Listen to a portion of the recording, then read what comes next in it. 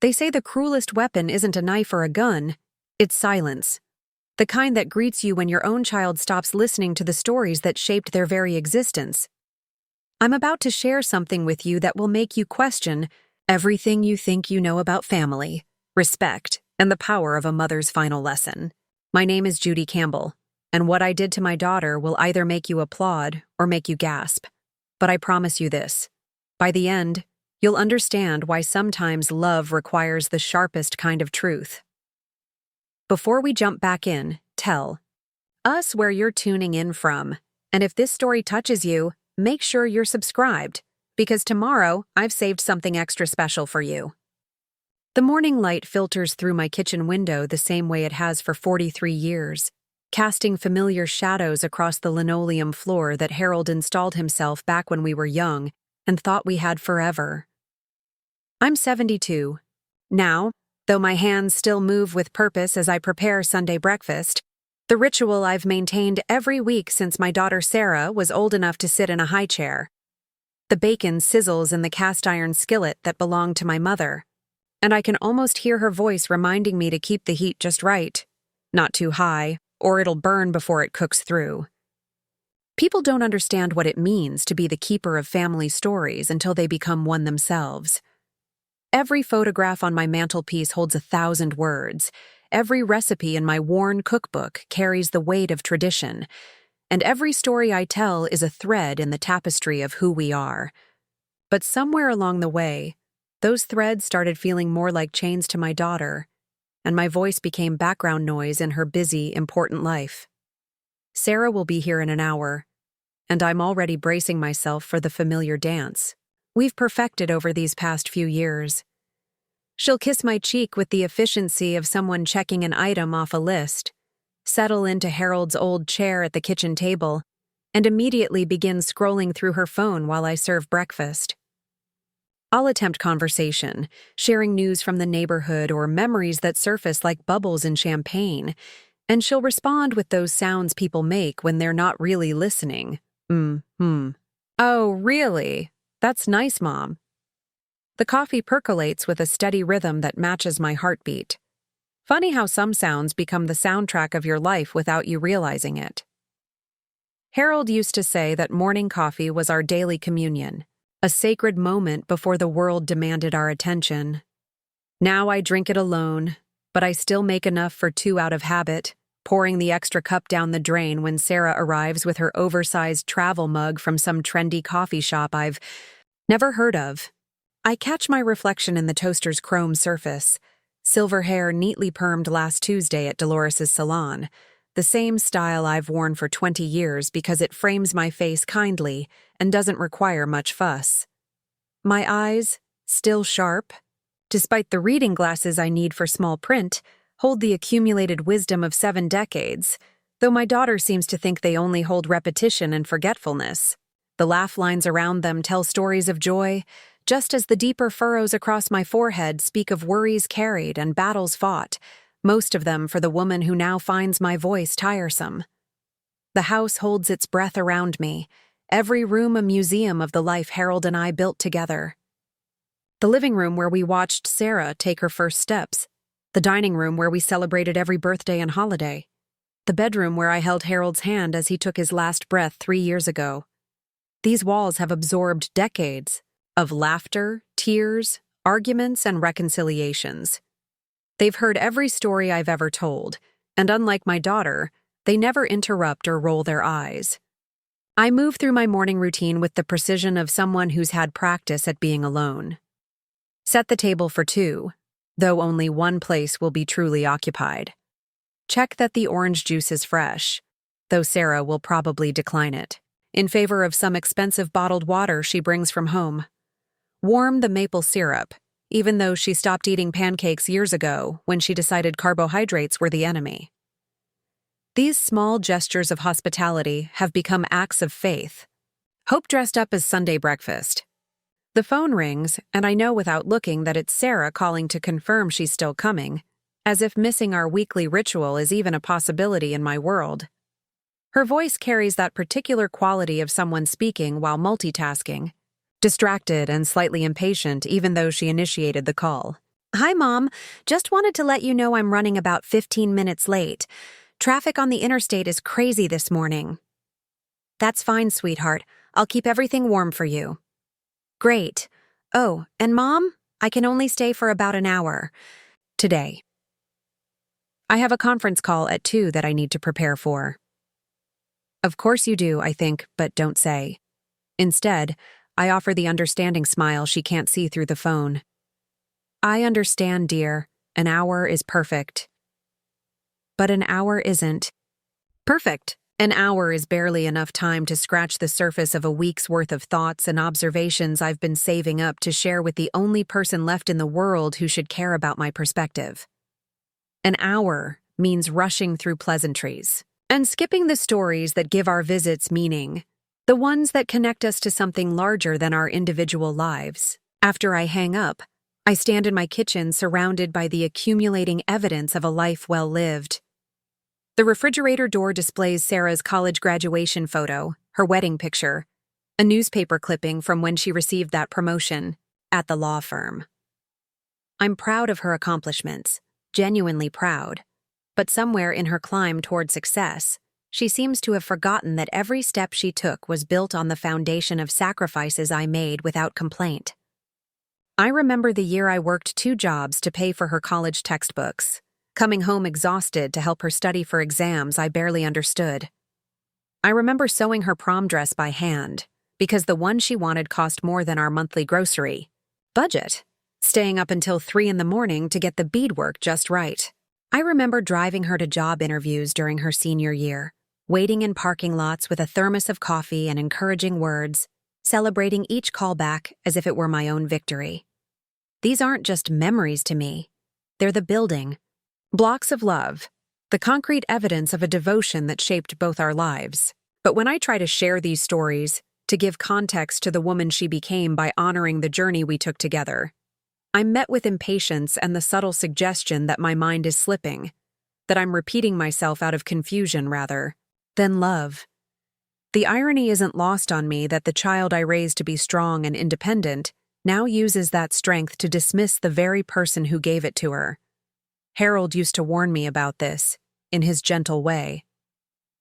Judy, he'd say, we're raising her to fly away from us. That's the job of good parents.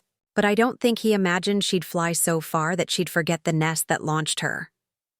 I finished setting the table, placing the cloth napkins Harold's mother embroidered decades ago next to each plate. These small touches matter to me, even if they go unnoticed. They're part of the story of who we are, markers of continuity in a world that seems increasingly disposable.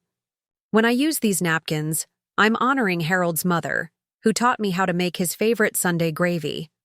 I'm honoring my own mother, who showed me that setting a proper table was an act of love, not pretension. But explaining this to Sarah would be met with that patient smile she reserves for what she considers my quaint obsessions with the past. She lives in a world of paper towels and takeout containers, efficiency valued over sentiment, convenience prioritized over connection. I don't judge her for this. Her life moves at a pace I can barely comprehend, but I mourn the loss of rituals that once bound families together across generations. The grandfather clock in the hallway chimes the half hour, and I know Sarah will arrive soon. Her punctuality, one of the few traits she inherited from Harold, along with his stubborn streak and his ability to compartmentalize emotions. Preparing and narrating this story took us a lot of time, so if you are enjoying it, subscribe to our channel. It means a lot to us. Now back to the story. She'll come through the front door calling out her arrival, her heels clicking across the hardwood floors with the confidence of someone who belongs in this house, but no longer feels entirely at home in it. I've been thinking lately about the nature of belonging, about how a place can hold you even after you've grown beyond its boundaries. This house raised Sarah just as much as Harold and I did. Every room contributed to her becoming. The basement workshop where Harold taught her to use tools, the backyard where she practiced violin on summer evenings, the window seat in her bedroom where she read countless books and dreamed impossible dreams. Now she enters this house like a visitor, polite and appreciative, but essentially removed from its daily rhythms. She compliments changes I've made, as if she needs to acknowledge that my life continues in her absence, but she doesn't seem curious about the reasons behind those changes or the stories they might tell. The new curtains in the living room represent hours of searching for the perfect fabric to honor Harold's memory, while brightening the room where I spend most of my evenings. The rearranged furniture reflects my adjustment to living alone, creating conversation areas that encourage the visitors who rarely come. These details matter because they're chapters in the ongoing story of my life, proof that I'm still writing. New pages instead of just rereading old ones. But Sarah sees them as surface changes, pleasant but ultimately insignificant, missing the deeper narrative of resilience and adaptation they represent. I hear her car in the driveway, the expensive purr of the engine she can afford thanks to the education and opportunities Harold and I provided, sometimes at the cost of our own comfort. I smooth my apron, check my hair in the hall mirror, and prepare to welcome my daughter with the enthusiasm I genuinely feel, despite knowing it will be met with distraction and the subtle urgency of someone who's already planning her exit. The key turns in the lock. She still has her key, still uses it without knocking, which I treasure as a sign that some part of her still considers this home. "Hi, Mom," she calls out, and I hear the rustle of her removing her coat, the soft thud of her purse landing on the hall table. She appears in the kitchen doorway looking every inch the successful attorney she's become, her dark hair pulled back in a sleek bun, her silk blouse and tailored pants speaking of boardrooms and important meetings. "Something smells wonderful in here," she says, kissing my cheek with lips that taste of expensive lip balm. "You didn't have to go to all this trouble, but I did have to go to this trouble. Because this trouble is how I show love, how I create space for connection, how I honor the tradition of family gathering that my mother passed down to me and I'm desperately trying to pass down to her. The trouble is the point, not an inconvenience to be minimized or dismissed. It's no trouble at all, sweetheart. Sit down and I'll fix your plate." She settles into Harold's chair, and for a moment I see him there instead, reading glasses perched on his nose as he studies the morning paper, ready to share interesting tidbits and argue politics with anyone who'll listen. Harold never had trouble finding an audience for his stories. His tales of Navy service during Korea, his adventures building houses across 3 decades, his observations about neighbors and friends. People leaned in when Harold talked because he had the gift of making ordinary experiences feel significant. I learned storytelling from Harold, watching how he could take a simple incident from his workday and transform it into entertainment, wisdom, and connection all at once. He taught me that stories aren't just about what happened, but about what it means that it happened, about how individual experiences connect to universal truths. When I tell Sarah about Mrs. Henderson's new rose garden or Mr. Peterson's struggle with his lawnmower, I'm not just filling silence. I'm sharing the ongoing drama of community life, the small victories and defeats that make up the texture of human existence. But Sarah doesn't see it that way. She hears my stories as noise, as the babbling of someone who doesn't understand that her time is valuable and her attention is a limited resource to be carefully allocated. When I launch into an account of my visit to the grocery store, where I encountered 3 former students from my teaching days, she hears tedious detail instead of the joy of unexpected connections. When I describe the young mother struggling with her toddler in the checkout line and how I helped distract the child while she paid, Sarah sees an irrelevant anecdote instead of a moment of intergenerational kindness. "How was your week, honey?" I ask as I place her plate in front of her, the bacon crispy the way she likes it, the eggs over easy despite her claims about cholesterol. "Busy as always," she replies, cutting into her food with the efficiency of someone who views eating as fuel rather than pleasure. "We're working on a big merger that's consuming most of my time. Lots of late nights at the office." She doesn't elaborate, doesn't share the details that would help me understand her world, doesn't invite questions or show curiosity about my reaction. This is information, not conversation, a status report rather than sharing. I want to ask about the stress she must be feeling, about whether she's eating proper meals, about how this workload is affecting her marriage to David. But I've learned that such questions are received as intrusion rather than caring. That sounds demanding, I offer, hoping to open a door for deeper discussion. It is, but it's also exciting. This deal could really boost my profile at the firm. She says this while scrolling through her phone, her attention already divided, even though she's been here less than 5 minutes. The phone is always present now, a third party in every conversation, more compelling than whatever her aging mother might have to say. I remember when she was young and would sit at this same table, telling me about her day with such enthusiasm that her words tumbled over each other. Now I'm competing with emails and text messages for fragments of her focus. I want to tell her about my visit to Dr. Patterson this week, not because there's anything wrong, my health is remarkably good for my age, but because the appointment reminded me of the importance of regular checkups, something I learned from my own mother's neglect of warning signs that might have saved her life.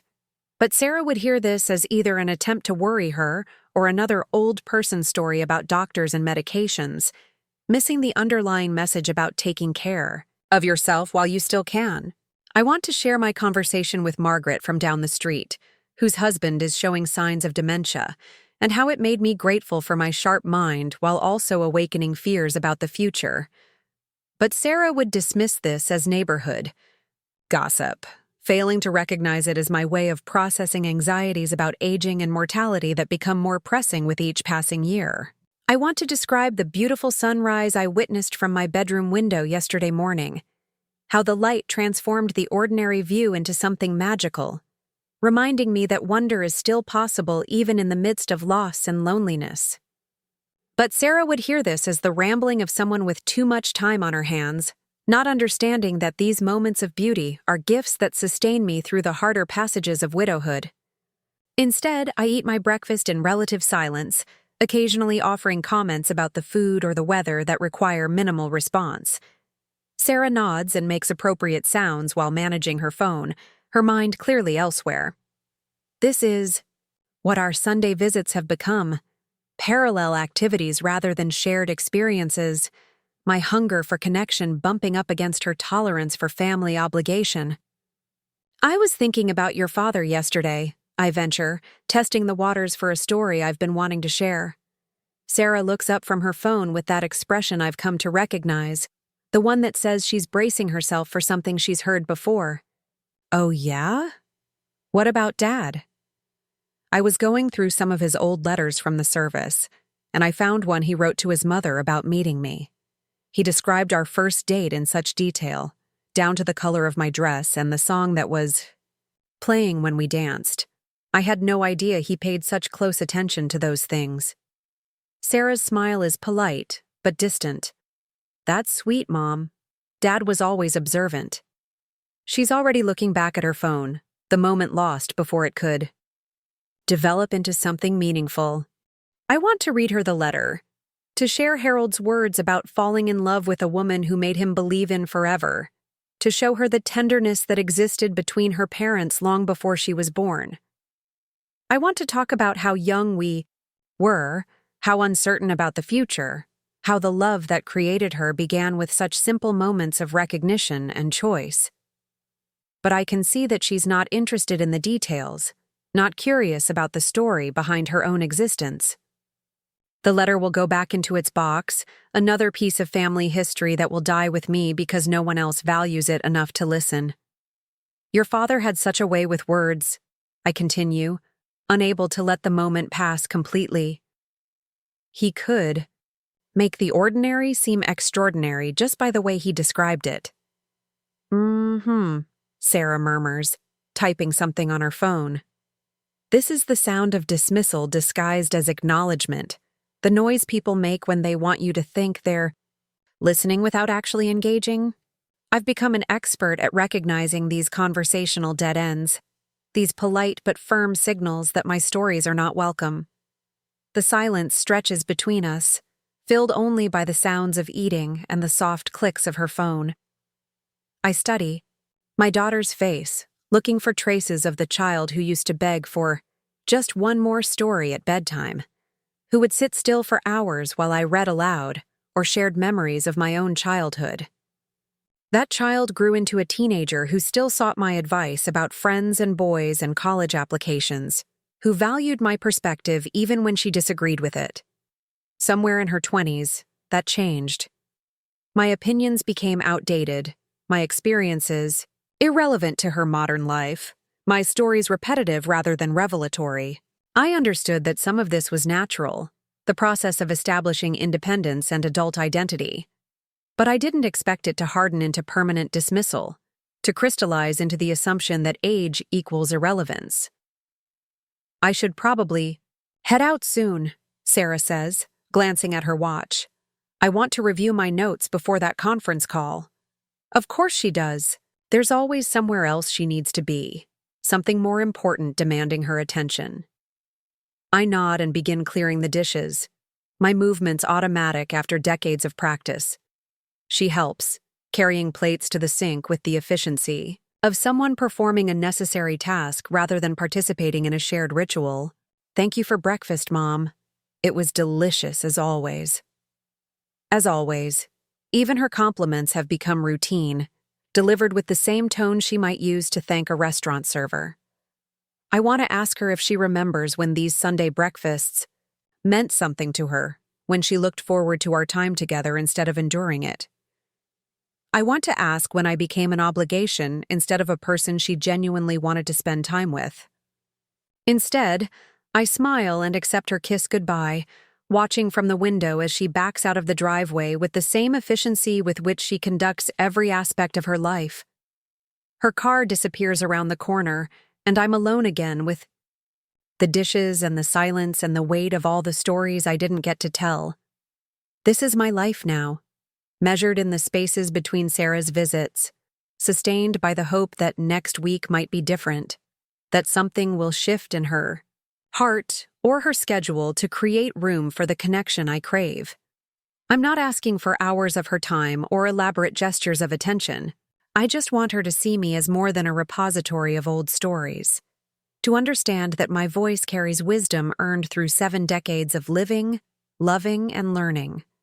But as I wash the dishes in water that's grown cold, I realize that hoping for change without creating conditions for it is just another form of waiting for someone else to validate my worth. Sarah has made it clear through her actions, if not her words, that she considers my stories burdensome, my perspective outdated, my need for connection inconvenient. Maybe it's time to tell her a different kind of story, one that might help her understand the value of listening while she still can. Maybe it's time to speak in a language she'll finally hear, to find words that will cut through her distraction and reach the daughter I raised to be thoughtful and caring, even if she's forgotten how to apply those qualities to her relationship with me.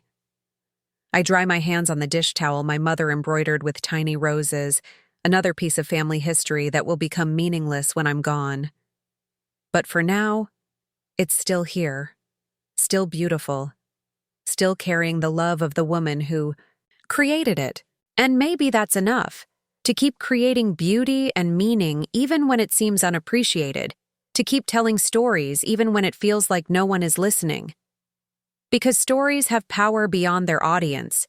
They preserve truth, honor, memory, and create bridges across time.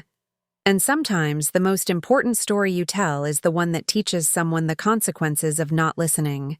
The silence that follows Sarah's departure settles around me like dust on furniture, heavy and visible in the afternoon light streaming through my kitchen windows. I stand at the sink longer than necessary, watching soap bubbles dissolve one by one, each tiny sphere disappearing as quietly as the words I never got to say. The house seems to exhale around me, releasing the tension that builds whenever someone visits out of duty rather than desire. I find myself doing what I've done every Sunday for the past year. Mentally cataloging the conversations we didn't have, the stories that died in my throat before they could find their way to her ears. Today, I wanted to tell her about the cardinal That's been visiting my bird feeder. How it always comes at exactly 8:15 in the morning, as punctual as Harold used to be with his coffee. I wanted to share how watching this small creature's daily ritual has become a meditation on consistency and hope, how even the simplest routines can anchor us when everything else feels uncertain. But Sarah would have heard only the surface details, an old woman talking about a bird, missing the deeper truth about finding companionship in unexpected places, about how love takes many forms when you're learning to live alone. She would have nodded politely and glanced at her phone, already mentally composing her next email while I painted word pictures of red feathers against morning frost. I dry the last plate with extra care, feeling the smooth ceramic surface that has known thousands of family meals, celebrations, and ordinary Tuesday nights when Harold would tell jokes that made Sarah giggle until milk came out of her nose. These dishes have been witnesses to our family story, silent participants in the daily miracle of people choosing to gather around food and conversation. Now they're mostly decorative, used for one instead of three, their true purpose diminished. But not forgotten. The afternoon stretches ahead of me like an unwritten page, full of potential but lacking direction. I could work in my garden, where the late spring flowers are putting on their annual show of defiance against time. I could call my sister Eleanor, in Phoenix, though our conversations have become exercises in competing ailments and shared concerns about children who seem to have forgotten the importance of family connection. I could drive to the library and browse the new fiction section, looking for stories that might help me understand this strange territory of aging in a world that values youth above wisdom. Instead, I walk through my house like a curator in my own museum, touching objects that hold the weight of memory. The rocking chair where I nursed Sarah through countless midnight feedings, my body exhausted, but my heart full of the profound responsibility of keeping another human being alive and thriving. The bookshelf filled with volumes I read to her, their pages worn soft from repetition. Goodnight Moon, The Runaway Bunny, Where the Wild Things Are, stories she begged to hear again and again, finding comfort in familiar words and predictable endings. How ironic that the child who once craved repetition now treats it as evidence of my declining relevance. She doesn't remember that stories gain power through retelling, that each time we revisit a narrative, we discover new layers of meaning, new connections to our own experience. The fairy tales she loved weren't diminished by repetition. They were deepened, their truths more thoroughly absorbed with each telling. I pause in front of the family portrait we had taken for Harold's 60th birthday, all three of us dressed in our Sunday best, trying to look natural while the photographer barked instructions about chin positions and smile angles. Sarah was 32 then, still single but confident about her career trajectory, still willing to spend entire afternoons with me discussing everything from politics to recipes to the fascinating dynamics of her law firm colleagues. In the AIE photograph, her hand rests on my shoulder with casual affection, a gesture so natural it must have been unconscious. When did that easy physical connection disappear? When did she start offering only brief hugs and perfunctory kisses, her body language suggesting that prolonged contact might somehow trap her in my world of slower rhythms and sentimental attachments? Harold's arm encircles both of us in the picture, his smile genuine despite his usual camera shyness. He was already showing signs of the heart condition that would take him from us, though none of us knew it then. I study his face, looking for clues I missed at the time, warning signs that might have prepared me for the devastating swiftness of his departure. But all I see is the man who loved us both completely, who never made me feel foolish for treasuring small moments or finding significance in ordinary experiences. He would have known what to do about Sarah's dismissive attitude. Harold had a gift for cutting through nonsense with gentle humor, for making people examine their behavior without feeling attacked. He might have told her one of his perfectly timed stories about respecting elders, or asked her a question that would lead her to recognize her own blindness. But Harold is gone, and I'm left to navigate this delicate relationship without his wisdom or his steadying presence. The grandfather clock chimes 3 o'clock, its deep tones reverberating through rooms that once rang with laughter and argument and the comfortable noise of family life. Time moves differently when you're alone, simultaneously crawling and racing, each moment feeling eternal while entire weeks disappear without significant event. I measure my days now by small rituals: morning coffee, afternoon tea, evening news, punctuation marks in sentences that sometimes feel incomplete. I think about my own mother, dead now for 15 years, and the stories she used to tell that I half listened to while managing my own busy life as a working mother and wife. She would talk about her childhood during the Depression, about making do with less, about neighbors helping neighbors through impossible circumstances. At the time, her stories felt ancient and irrelevant to my modern problems of juggling career and family, managing a household budget that seemed impossible even in prosperous times. Only after she was gone did I realize that her Depression-era stories weren't just historical accounts. They were instruction manuals for resilience, guides for finding strength in community, lessons about distinguishing between wants and needs. She was trying to prepare me for challenges I couldn't yet imagine, to arm me with wisdom that had been tested by hardship and proven reliable.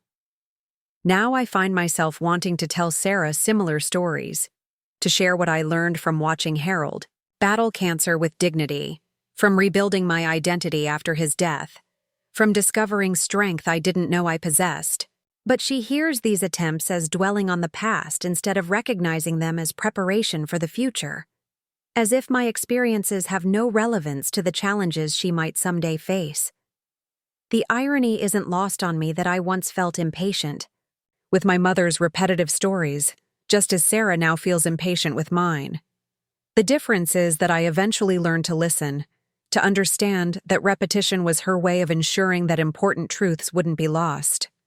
Sarah hasn't reached that understanding yet, and I wonder if she ever will. I make myself a cup of tea, Earl Grey with a splash of milk the way Harold taught me when we were newlyweds and trying to stretch our grocery budget. He'd grown up drinking strong black tea, a habit inherited from his Irish grandmother, and he considered it one of life's simple pleasures that cost almost nothing but delivered reliable comfort. A proper cup of tea can solve most problems, he used to say, or at least make them more bearable. This is another story I've tried to share with Sarah, this small lesson about finding solace in simple rituals, about how the act of making tea can become a form of meditation, a pause between difficulties that allows you to gather strength for whatever comes next. But she drinks coffee exclusively now, expensive blends from boutique roasters, her beverage choices reflecting a sophistication that has no room for her father's humble wisdom about finding luxury in ordinary things. I settle into my favorite chair with my tea, the worn blue recliner that Harold bought me for my 50th birthday, despite my protests about the expense.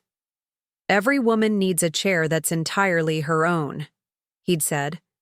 "A place where she can sit and think without anyone asking her for anything." He was right, as usual. This chair has been my sanctuary through Sarah's difficult teenage years, through Harold's illness, through the early days of widowhood when I wasn't sure I could navigate the world alone. From this chair, I can see the garden Harold and I created, together over 30 years of summers, each bed and border representing hours of shared labor and quiet conversation. We planted the rose bushes the year Sarah graduated from high school, choosing varieties that would bloom throughout the season so there would always be flowers for the kitchen table. The maple tree in the corner was Harold's suggestion, a gift to future generations who would enjoy its shade long after we were gone. Now the garden is entirely my responsibility, and I've learned that maintaining something beautiful requires constant attention, endless small acts of care that might seem insignificant individually, but accumulate into something worthy of preservation. Each spring brings new challenges: winter damage to repair, weeds to eliminate, decisions about what to keep and what to replace. But it also brings renewal, proof that life persists despite loss. that beauty can return even after the harshest seasons. This is what I want Sarah to understand about my stories. They're not just random recollections, but careful cultivation of family history, tending to memories the way I tend to my roses, ensuring that the most important truths survive and flourish. When I tell her about her father's kindness to struggling neighbors, I'm planting seeds of compassion. When I share memories of my own mother's strength during difficult times, I'm offering her roots that might anchor her when storms come. But Sarah seems to believe that her generation invented resilience, that their challenges are unprecedented, and therefore require entirely new solutions. She doesn't want to hear about how previous generations survived job losses, family crises, or personal setbacks, because she's convinced that modern problems are somehow fundamentally different from historical ones. This attitude breaks my heart because it cuts her off from a vast repository of human wisdom, leaving her to reinvent solutions that have already been tested and proven reliable. I think about calling her tonight, trying once more to bridge the growing distance between us. But I know how that conversation would go. Polite inquiry about her day, brief updates about weather and health, careful avoidance of anything that might sound like repetition or unwanted advice. We've developed a script for these interactions, a safe but sterile exchange that maintains contact without risking genuine connection. The phone rings as if summoned by my thoughts, and for a moment, I hope it might be Sarah calling to continue our interrupted breakfast conversation. But the caller ID shows Eleanor's number, and I prepare myself for our weekly check-in, another ritual that has become more obligation than pleasure. Judy, I hope I'm not interrupting anything important. Eleanor begins with the assumption that my life contains little of genuine significance. Not at all. I was just sitting here with my tea, enjoying the quiet. How was your visit with Sarah today? This question comes every Sunday, and I've learned to craft responses that sound positive without being dishonest. She's doing well.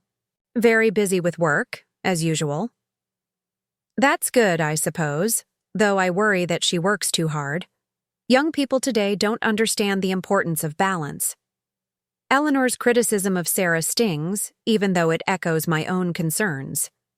There's something different about hearing your worries voiced by someone else, something that makes them feel more real and therefore more frightening. I find myself defending my daughter even as I share Eleanor's frustrations. She's building her career. That takes dedication. At what cost, though?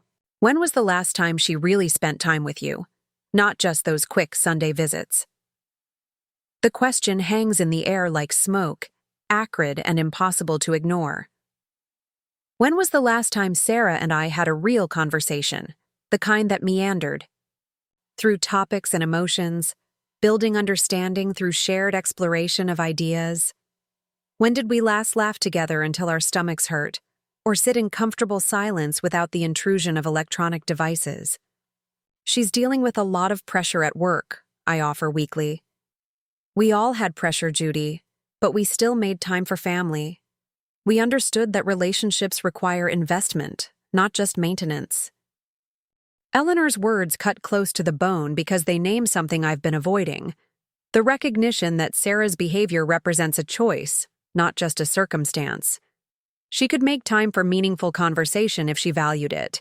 She could put away her phone during our visits if she considered my company worth her full attention. She could ask follow-up questions about my stories if she cared about the wisdom they might contain. Instead, she's chosen to treat our relationship as a box to be checked rather than a garden to be cultivated, and I've enabled this dynamic by accepting crumbs of attention as if they were full meals. My fear of losing her completely has made me grateful for whatever scraps of connection she's willing to offer, even when those scraps leave me feeling more hungry than satisfied. After Eleanor and I finish our conversation, a familiar litany of health concerns, weather observations, and gentle complaints about ungrateful children, I sit in the growing darkness of evening, not bothering to turn on lamps. The shadows gathering in my living room feel appropriate somehow, matching the emotional landscape I've been reluctant to fully explore.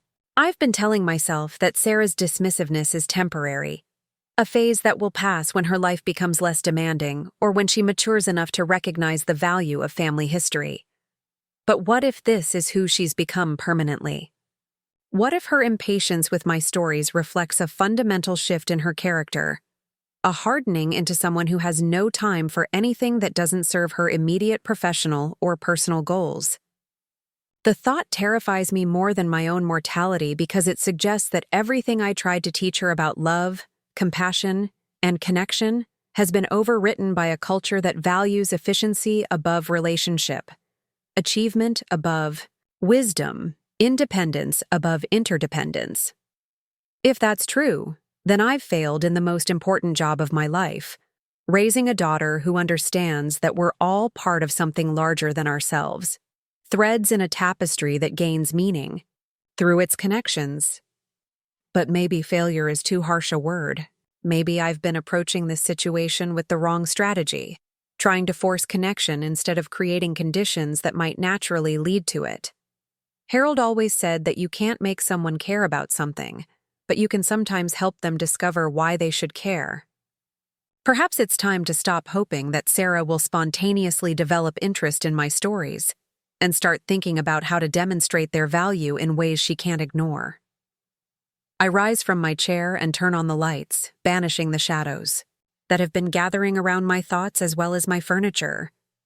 In the brightness, my living room looks like what it is: the home of someone who has lived fully and accumulated the beautiful evidence of that life.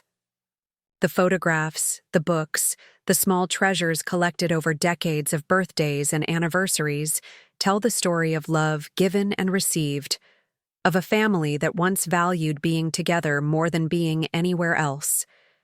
This is my legacy, not just the objects themselves, but the stories they represent, the love they embody, the wisdom they contain. Sarah may not want to hear these stories now, but someday she might need them desperately. Someday she might find herself alone and searching for connection to something larger than her own experience. When that day comes, I want these stories to be available to her, preserved not just in my memory, but in some more permanent form. I walk to Harold's old desk in the corner of the living room, a piece of furniture that has remained untouched since his death, except for periodic dusting. Opening the top drawer, I find his fountain pen, the expensive one I gave him for our 25th anniversary, along with a leather-bound journal he never got around to using.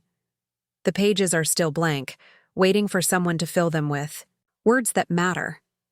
Maybe it's time to write down the stories Sarah doesn't want to hear, to create a record that will outlast my ability to tell them. Not for her, necessarily, but for some future version of her that might hunger for connection to her history, for understanding of where she came from and who shaped her becoming. Or perhaps for grandchildren she might someday have, children who might be more interested in family stories than their mother has proven to be. I uncap Harold's pen and feel the weight of it in my hand, substantial and purposeful. The ink flows smoothly across the first page as I write the date and then pause, considering how to begin. What story deserves to be preserved first? What truth needs to be captured before it disappears forever? I think about the cardinal that visits my bird feeder every morning, reliable and beautiful and unaware that its simple presence has become a source of comfort to someone watching from behind glass. This is where I'll start, with a story about finding companionship in unexpected places, about how love takes many forms when you're learning to live alone. As I write, I realize that creating this record isn't just about preserving stories for Sarah's future consumption. It's about honoring my own experience, acknowledging that my life has contained wisdom worth preserving whether or not anyone else recognizes its value. The act of writing becomes its own form of storytelling, a conversation with the page that doesn't require an audience to validate its importance. The pen moves across the paper with increasing confidence as I describe the cardinal's morning visits, the way its presence has structured my days and anchored my hope. But even as I write about this small daily miracle, I'm planning the bigger story. the one that might finally get Sarah's attention in ways my gentle repetition has failed to achieve. Sometimes love requires dramatic gestures, moments of truth, that cut through complacency and force recognition of what really matters.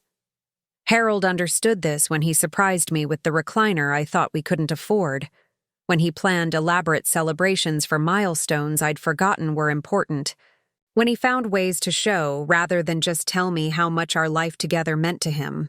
Maybe it's time for me to follow his example, to stop hoping that Sarah will eventually learn to value what I have to offer and start creating circumstances that might teach her the cost of dismissing it. Not cruelty, but clarity. Not punishment, but perspective. A story so compelling that she'll have to listen, so significant that she'll finally understand what she's been missing. I cap Harold's pen and close the journal, but I don't put them away. They'll stay here on the desk where I can see them every day, reminders of the work I have ahead of me, both the writing and the living, both the preserving and the teaching. Tomorrow I'll begin a different kind of story, one that might finally help my daughter understand the value of listening while the voices she loves are still here to be heard. The evening news plays in the background as I prepare for bed, stories of conflict and crisis that feel both distant and familiar. Somewhere in this city, other mothers are struggling to connect with children who've outgrown their need for parental wisdom. Somewhere other families are learning too late the cost of taking each other for granted. But tonight, those stories belong to other people.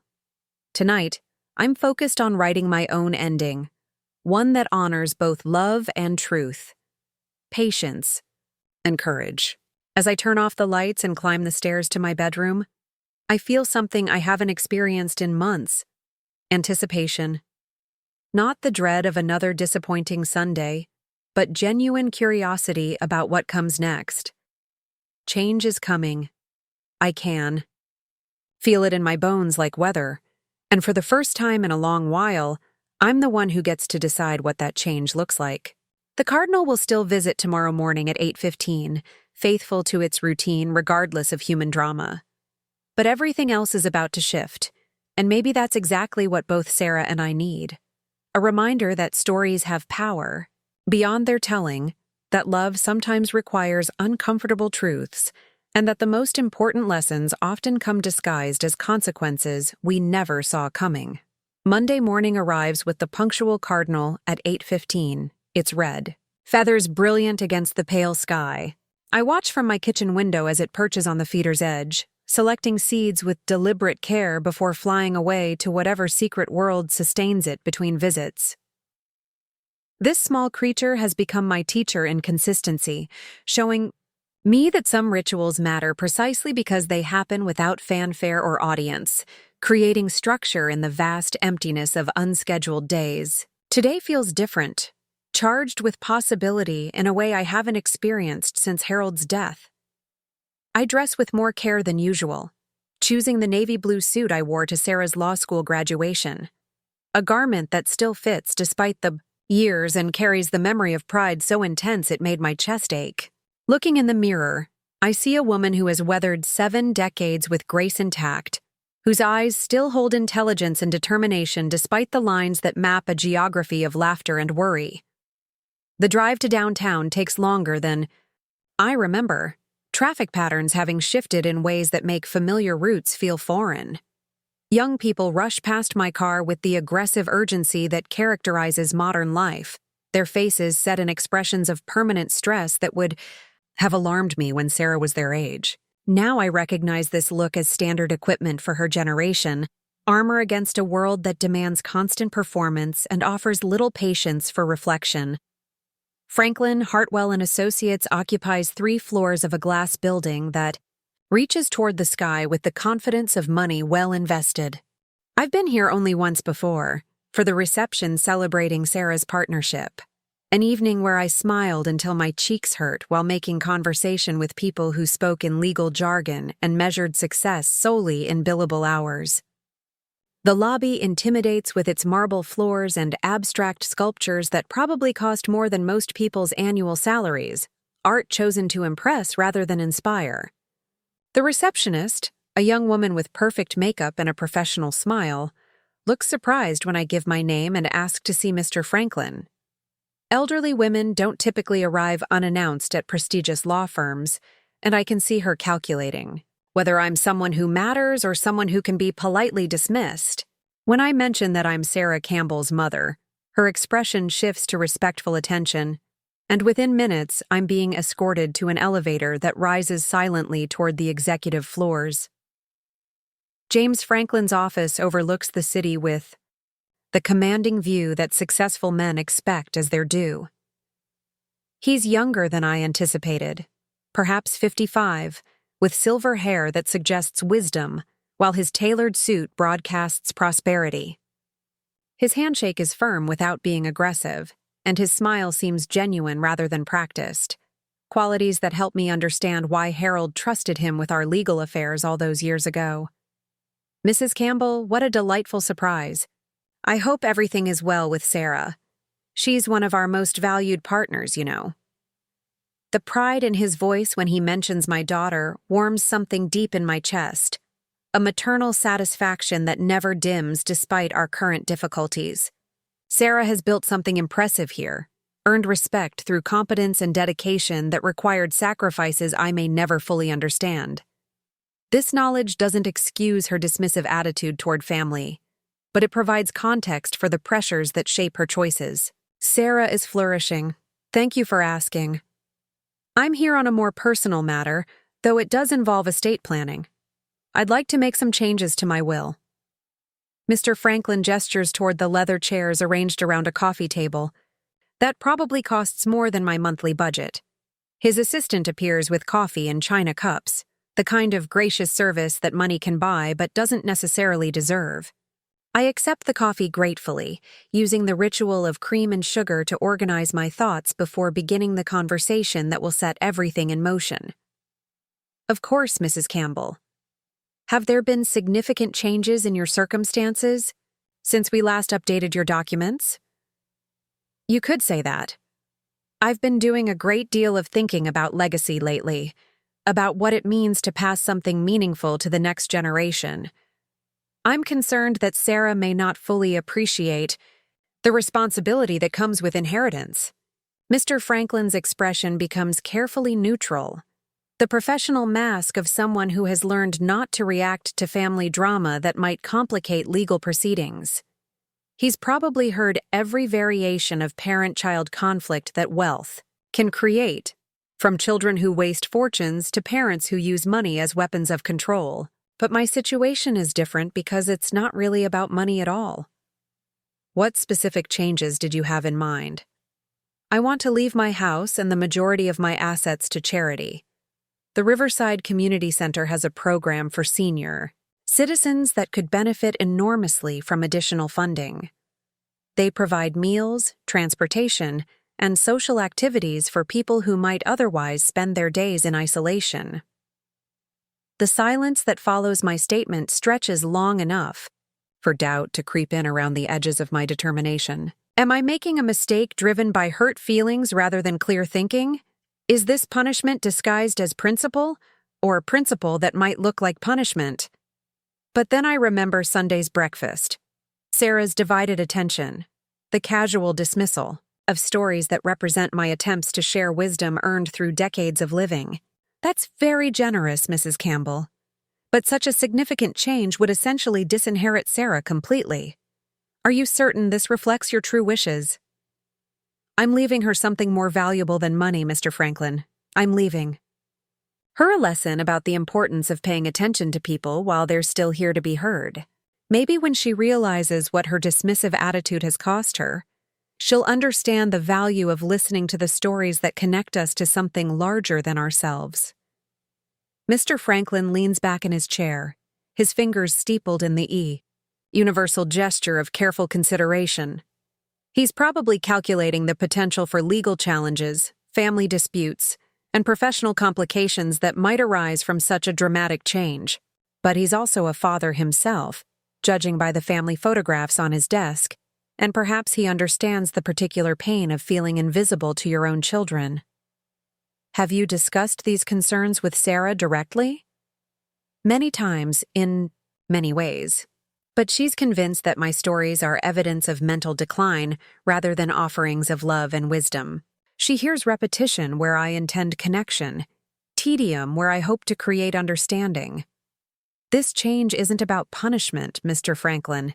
It's about creating a moment of clarity that might help her recognize what she's been missing. I see. And you're certain you want to proceed with this revision? The question hangs in the air like smoke, requiring an answer that will change everything or leave things exactly as they've been. I think about Harold, about what he would advise in this situation. He believed in direct action when gentle persuasion failed, in consequences that taught lessons more effectively than lectures.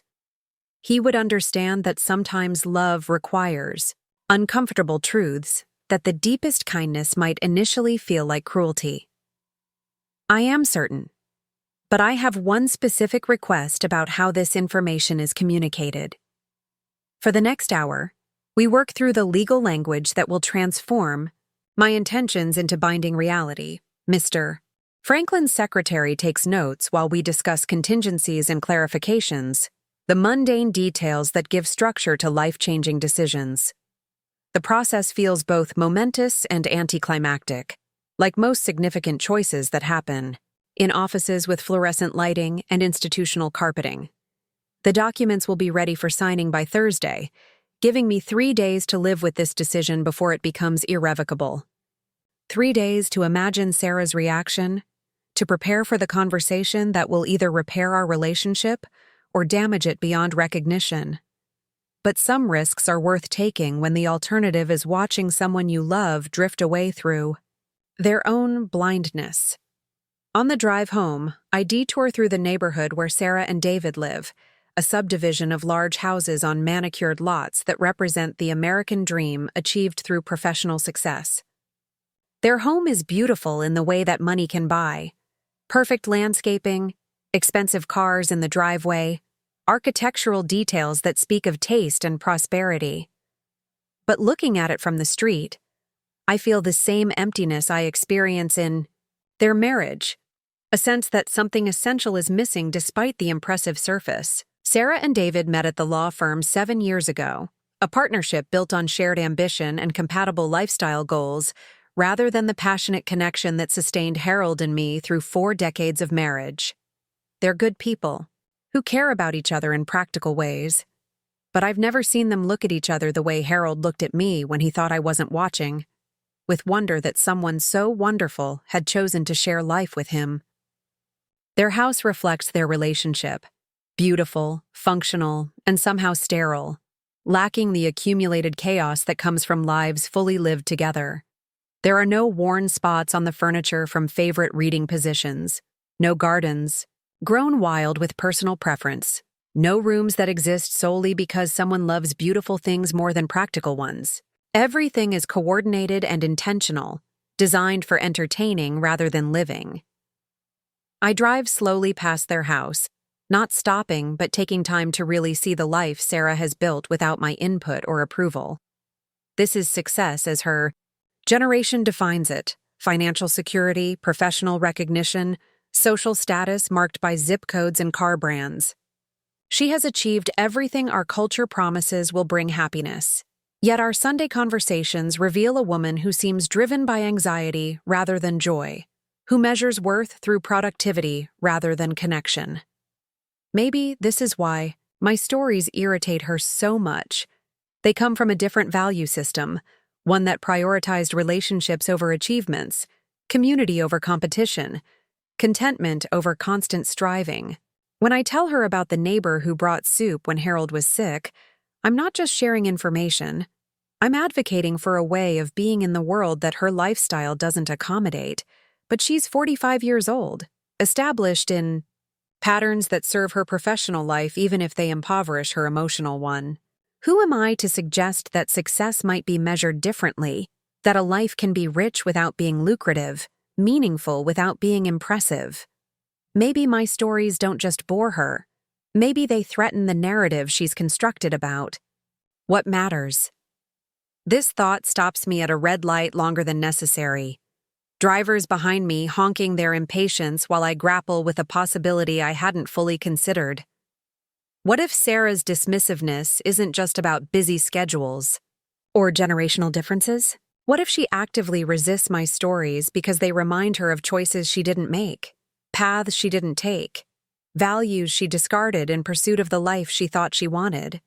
When Harold and I were young parents struggling with limited resources, we found richness in simple pleasures: picnics in public parks, evenings spent reading aloud, conversations that meandered through topics without deadline or agenda.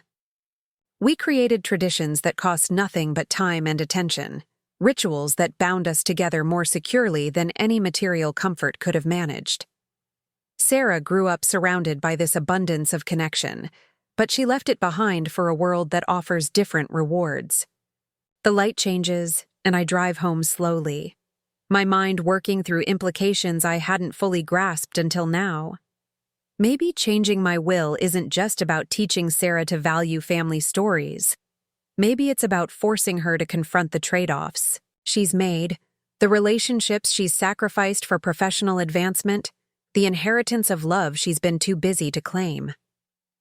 At home, I make tea and settle in Harold's chair to think through what I've set in motion. The afternoon light slants through windows that need cleaning, illuminating dust motes that dance without purpose or destination. This house holds 43 years of marriage, 18 years of active parenting, and 3 years of widowhood, each period leaving its mark on rooms that have adapted to changing needs while maintaining their essential character. The living room where Sarah took her first steps now serves as my primary social space, since I rarely use the formal dining room that once hosted holiday gatherings and birthday celebrations. The kitchen where I packed thousands of school lunches has become a place for solitary meals and quiet contemplation. The master bedroom where Harold and I shared our deepest conversations is now simply where I sleep. Its emotional significance, faded but not forgotten. These rooms will outlast me, sheltering other families who will create their own traditions and tell their own stories within these walls. But the memories they hold, the love they've witnessed, the lessons they've absorbed, all of that will disappear when I die unless someone cares enough to preserve it. This is what I've been trying to give Sarah through my repetitive stories, this intangible inheritance that has value beyond anything money can buy. The phone rings, interrupting thoughts that have grown too heavy for the brightness of afternoon. The caller ID shows Sarah's office number, and for a moment I wonder if she somehow knows about my visit to Mr. Franklin, if news travels through professional networks faster than I imagined possible. But her voice carries no suspicion when I answer, only the brisk efficiency that characterizes all her communications. "Hi, Mom. I wanted to apologize for rushing out yesterday. That conference call ran longer than expected, and I never got to ask how you're feeling or if you need anything." Her attempt at connection touches me, even as it demonstrates how thoroughly she misunderstands what I actually need. Physical assistance, practical support, material comfort, these are the offerings she can imagine making, the help that fits within her understanding of what matters. But what I need most is her attention, her curiosity, her willingness to receive the gifts of story and memory that represent my only way of remaining relevant in her life. "I'm doing very well, sweetheart. Thank you for asking." "Good. I was thinking we might extend our visit next Sunday, maybe have brunch instead of just breakfast. Would that work for you?" The offer surprises me with its timing, coming just hours after I've set in motion events that will test our relationship more severely than either of us anticipates.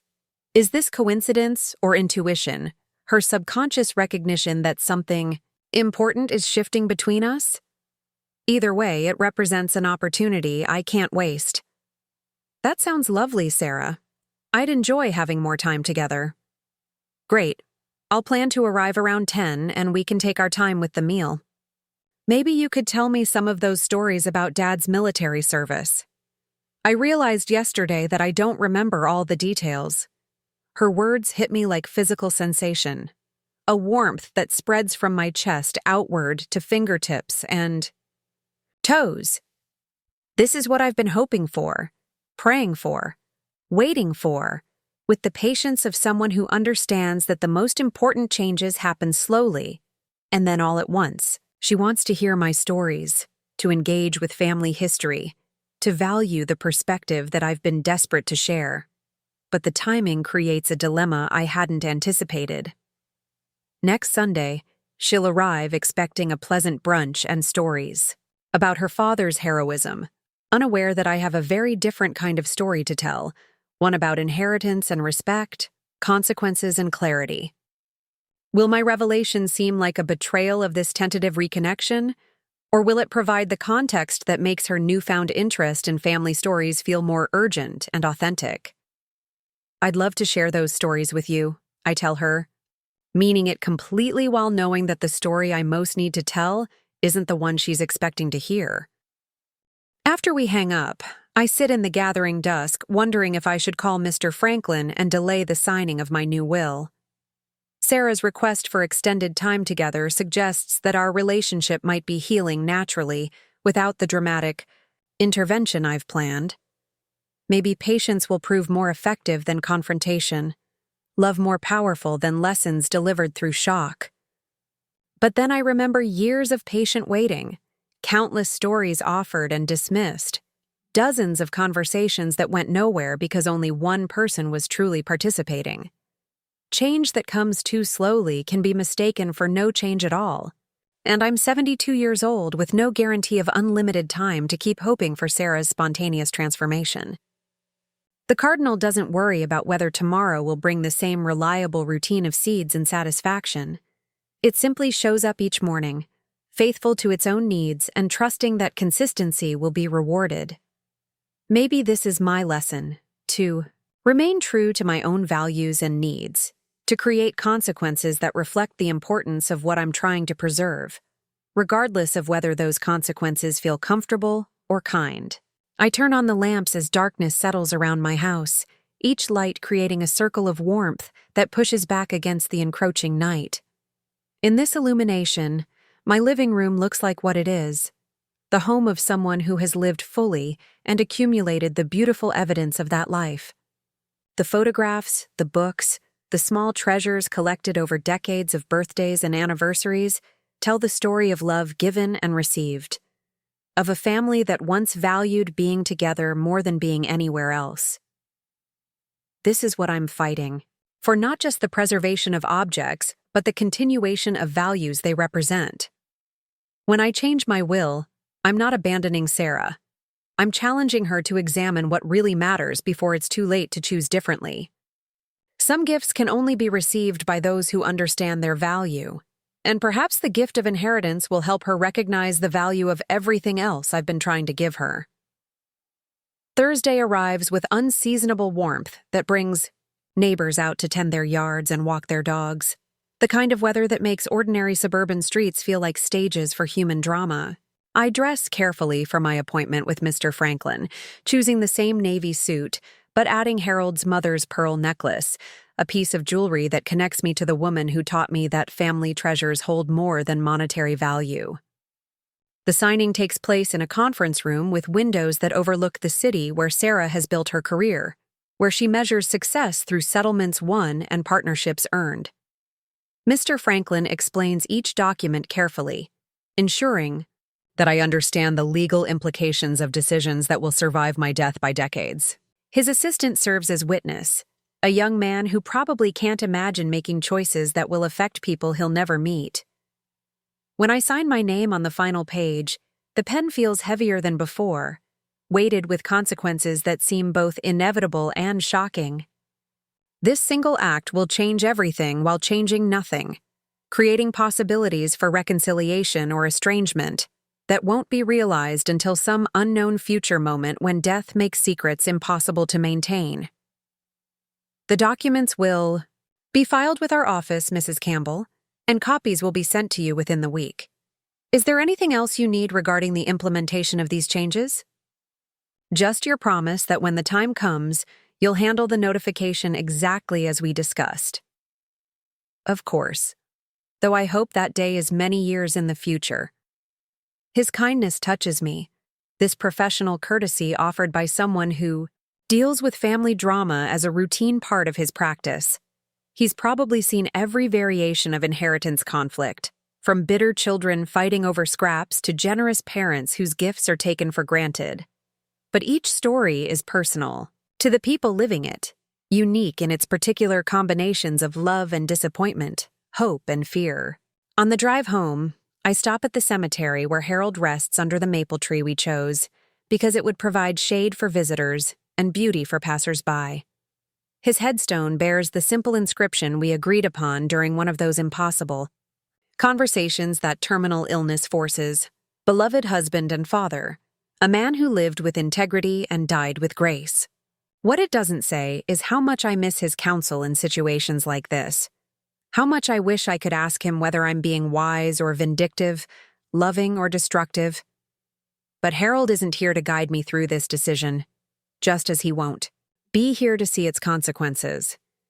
This is my choice to make alone, based on everything he taught me about standing up for what matters, about refusing to accept dismissal when respect is deserved. He would understand, I think, that sometimes love requires uncomfortable courage, that the deepest kindness might initially feel like its opposite. The weekend passes slowly, each hour bringing Sunday closer with the weight of impending revelation. I clean my house with extra care, prepare food that will tempt Sarah to linger over our meal, practice the words that will transform our relationship whether either of us wants it transformed or not. The cardinal arrives each morning at 8:15, faithful to its routine while everything else in my world shifts toward confrontation. Saturday evening brings unexpected company when Margaret from down the street stops by with a casserole and concerned questions about Harold's old friend Bill, whose memory problems have become impossible to ignore. We sit in my kitchen drinking coffee and discussing the particular cruelties of aging in a world that discards people when they become inconvenient. A conversation that feels like dress rehearsal for tomorrow's more personal drama. It's heartbreaking to watch, Margaret says about Bill's increasing confusion. His children visit once a month if he's lucky, always rushing through the visit like they're checking items off a list. They don't understand that he needs connection more than he needs their practical help. Her words echo my own situation so precisely that I wonder if she's offering commentary on my relationship with Sarah without directly naming it. Neighbors. In longtime communities, develop telepathic understanding of each other's struggles, recognizing patterns across households while maintaining the fiction of privacy that makes close living possible. People our age become invisible, I observe, testing whether Margaret shares my growing frustration with generational dismissal. Worse than invisible. We become burdens, inconvenient reminders of mortality that younger people prefer not to think about. They forget that we were once exactly their age, that we understand their struggles because we've lived through our own versions of them. This is the conversation I wish I could have with Sarah. This honest acknowledgement of how difficult it is to age gracefully in a culture that worships youth and fears death. Margaret understands because she's living it too, watching her own children balance their love for her against their discomfort with her increasing needs, their guilt about, their impatience with her slowing pace and repetitive concerns. After Margaret leaves, I sit in my darkened kitchen thinking about tomorrow's conversation, about the story I'm going to tell that will either bridge the gap between Sarah and me or widen it beyond repair. Some bridges can only be built through destruction of what came before. Some understanding can only be reached through confrontation that feels like punishment, but is actually invitation. Sunday morning arrives clear and bright. The cardinal prompt is always at 8:15, its red feathers brilliant against the green of new leaves. I watch it feed with deliberate care, selecting seeds that will sustain it through whatever challenges the day might bring. This small creature has become my teacher in consistency and my companion in solitude, a daily reminder that some rituals matter precisely because they happen without fanfare or audience. I prepare brunch with extra attention to details Sarah might notice. Fresh flowers on the table, her favorite scones warming in the oven, coffee beans she mentioned liking ground fresh for the occasion. These small gestures feel like armor against what's coming, proof that love motivates this confrontation rather than anger or spite. When she arrives, I want everything to be perfect, except for the conversation that will change everything between us. At 10 o'clock exactly, I hear her car in the driveway, her door slamming with the confidence of someone who belongs here despite growing distance. She enters calling out her arrival, her voice carrying the forced cheer that people use when they're making effort to be present despite other demands on their attention. Today, that effort feels precious rather than insufficient, a gift I want to receive gracefully, even though I'm about to test its limits. Mom, something smells incredible in here. You really went all out. She looks beautiful in the casual clothes. She's chosen for our extended visit, younger than her 45 years, and more relaxed than I've seen her in months. Her smile seems genuine rather than polite, and for a moment I consider abandoning my plan, choosing patience over confrontation, hope over harsh lessons. But then I remember years of patient waiting, countless stories dismissed, the growing distance that threatens to become unbridgeable if something doesn't change soon.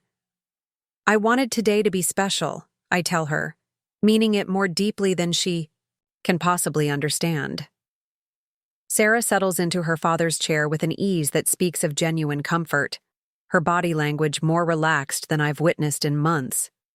She's wearing jeans and a soft sweater, clothes that suggest she's prepared to stay a while rather than rush through our time together with one eye on the clock. This transformation in her demeanor should fill me with relief, but instead, it amplifies the weight of what I'm about to do, like watching someone enjoy their last meal without knowing what's coming. This spread is amazing, Mom. You've really outdone yourself today. She reaches for a scone, breaking it apart with fingers that still bear traces of the careful manicure her professional life requires. Even in casual clothes, she carries herself with the confidence of someone accustomed to commanding rooms and winning arguments, skills that will be tested in ways she can't imagine. I pour coffee from Harold's favorite pot, the blue ceramic one he insisted made everything taste better than expensive machines ever could. The familiar ritual of cream and sugar gives my hands something to do, while my mind races through the conversation I've rehearsed countless times, words that feel both necessary and dangerous. Sarah accepts her cup with a smile that reaches her eyes, genuine warmth that makes my heart ache with love and regret for what this moment will cost us both. I've been thinking about what you said last week, about wanting to hear Dad's military stories. There's so much family history I haven't shared with you. So many details about who we were before you came along to change everything. I settle into my own chair, coffee warming my hands while my stomach clenches with anticipation. I'd love to hear whatever you want to tell me. I realize I haven't been the best listener lately, and I'm sorry about that. Work has been consuming my life in ways that probably aren't healthy. Her apology catches me off guard with its sincerity, opening a door I hadn't expected to find. For a moment, I consider walking through it instead of down the path I've chosen, letting this natural thaw replace the confrontation I've planned.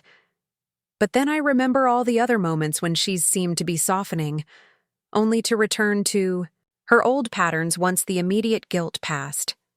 How many times have I accepted these brief acknowledgments as promises of real change, only to find myself disappointed again when her attention inevitably returned to more pressing concerns? This cycle has taught me that good intentions without consequence rarely lead to lasting transformation. There's actually a specific story I want to share with you today, something that happened recently that I think you'll find interesting. I take a sip of coffee, buying time while my courage gathers itself for what comes next. It's about inheritance and responsibility, about what we pass down to the people we love and whether they understand the value of what they're receiving. Sarah nods encouragingly, spreading jam on her scone with the kind of attention that suggests she's genuinely present for this conversation. That sounds meaningful. I'd like to hear it. The irony of her engagement in this moment isn't lost on me. She's never been more attentive, more willing to listen, more deserving of my patience than she is right now, when I'm about to test that attention in the most dramatic way possible. But maybe that's exactly why this moment is perfect for the truth I need to tell. Sometimes the most important conversations happen when we're least prepared for them, when our defenses are down and our hearts are open. Well, it starts with something you said last Sunday about how I repeat the same stories over and over. You suggested that maybe I can't remember what I've already told you, implying that my repetition is a sign of mental decline rather than intentional communication. I keep my voice gentle but clear, avoiding accusation while stating facts we both remember. Sarah's expression shifts slightly, guilt flickering across her features as she recalls words that probably felt like harmless impatience when she spoke. Them. Mom, I didn't mean to suggest that your mind is slipping. I know you're sharp as ever. I was just having a stressful day, and I spoke without thinking. I understand, sweetheart. But it got me thinking about the nature of repetition, about why some stories demand to be told multiple times, and what it means when the audience stops listening. I paused to let this sink in, watching her face for signs of understanding or defensiveness. Your father had a story he used to tell about his Navy days, about a letter he received from his commanding officer after the war ended. Sarah leans forward slightly, her attention focused in a way I haven't experienced in years. I don't think I know that story. It's about recognition and respect, about how sometimes the most important messages are the ones we almost miss because we think we already know everything we need to know. I set down my coffee cup and fold my hands in my lap, the gesture Harold always used when he was about to say something significant. The officer wrote to thank your father for his service, but more importantly, for his character under pressure. He said that Harold was the kind of man who could be trusted with responsibility because he understood that other people's lives depended on his choices. This isn't entirely fabricated. Harold did receive commendations for his service, and he was the kind of man people trusted with important responsibilities. But I'm weaving truth with purpose, creating a story that will serve the larger conversation I need to have. Sarah deserves honesty, but sometimes truth requires careful construction to be properly received. That's beautiful, Mom. I wish I could have read that letter. Oh, but that's not the end of the story. You see, Harold kept that letter in his wallet for 40 years, reading it whenever he needed to remember what it meant to be worthy of trust. And when he died, I found it there, worn soft from handling but still legible, still powerful. I reach into my pocket and pull out a folded piece of paper, not the fictional Navy letter, but something else entirely. Which brings me to the story I really need to tell you. Sarah's eyes focus on the paper in my hands with curiosity that will soon transform into something much more complicated. What is that? This is a story about changing my will, about inheritance and respect, about what happens when someone you love stops listening to the things that matter most to you. I unfold the document slowly, giving her time to process what I'm saying while my heart pounds with the terrible courage this moment requires. The confusion on Sarah's face deepens as she tries to understand what my introduction has to do with estate planning.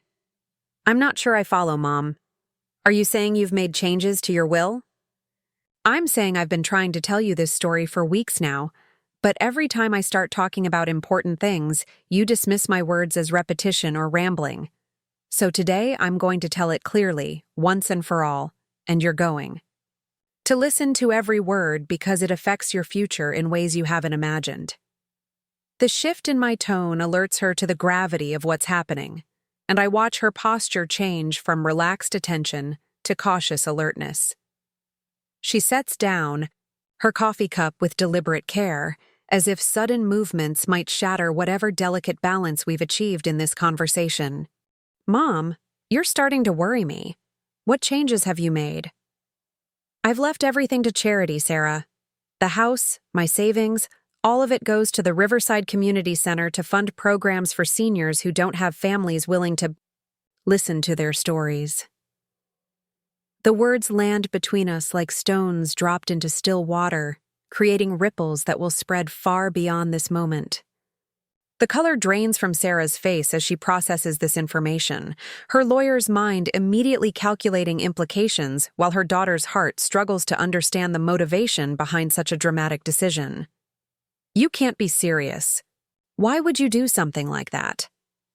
Because for the past year, every time I've tried to share something meaningful with you, you've made it clear that my words are burdens rather than gifts.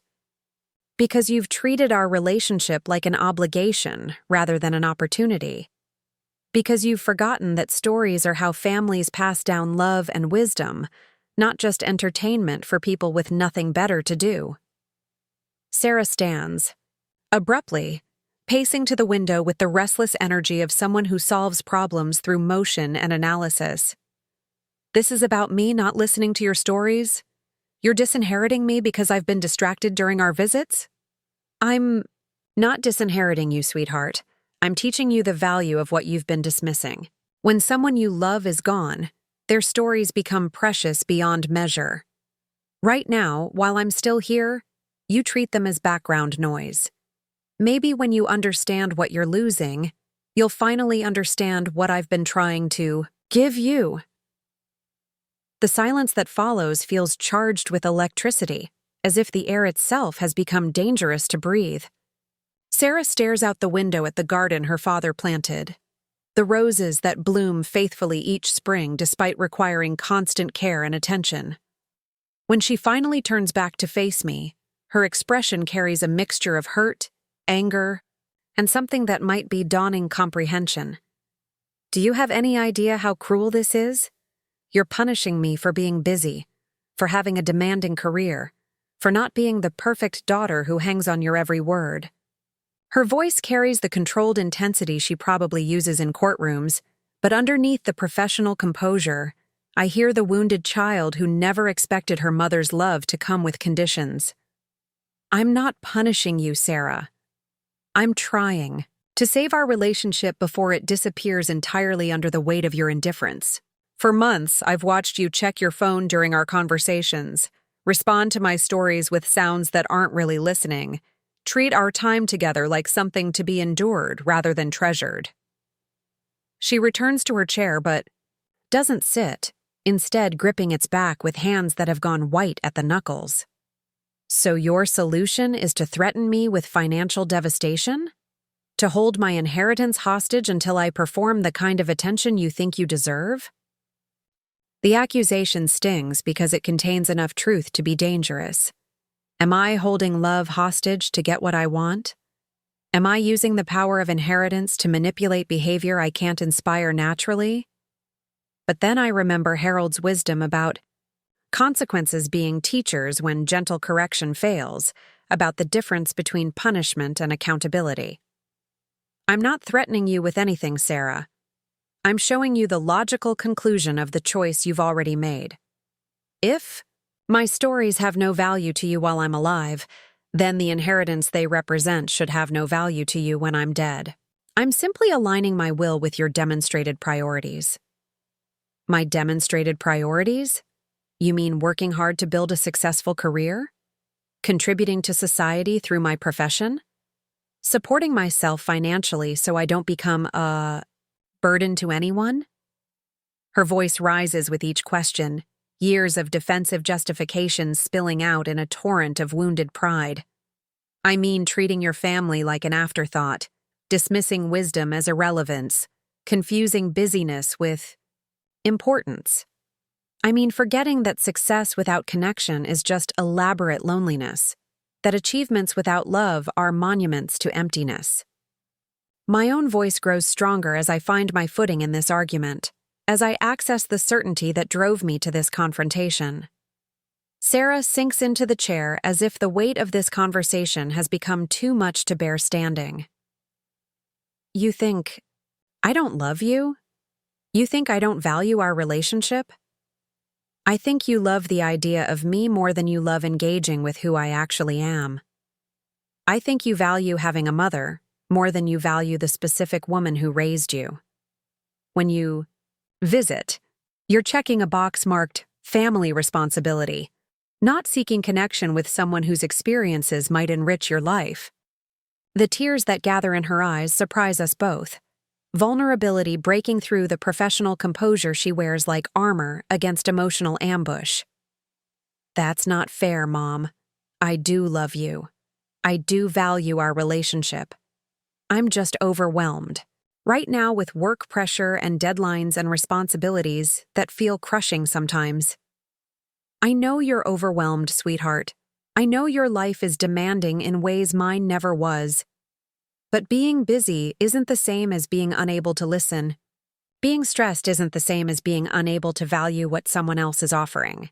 You've made choices about where to direct your attention, and those choices have consequences.